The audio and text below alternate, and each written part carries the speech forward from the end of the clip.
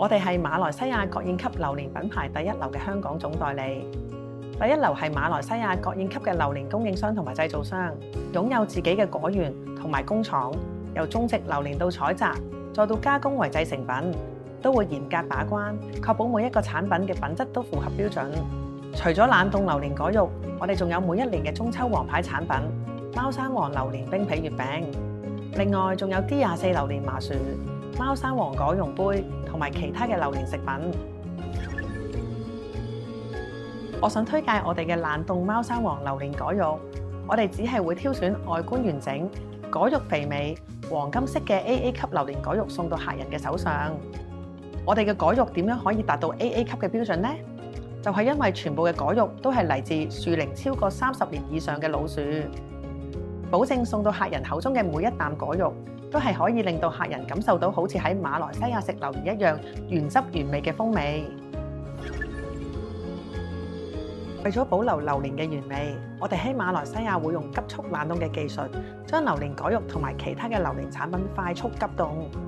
每個星期都會由馬來西亞全程溫控空運到香港，以確保喺運輸過程中保持新鮮。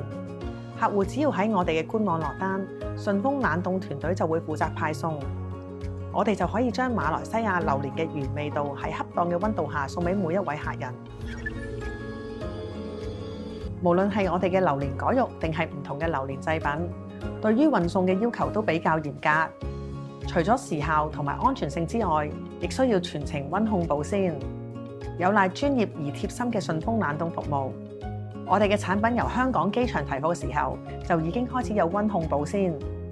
再由冷凍車將產品送入冷凍倉，令到產品全程都可以喺我哋嘅要求嘅溫度下保存。第一流希望將榴蓮食品以最好嘅物流方式送俾客人嘅手上，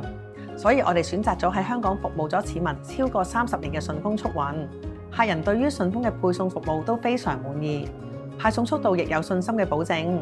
而家只需要喺我哋嘅網頁落單，順豐就會按照客人嘅選擇安排溫控配送上門。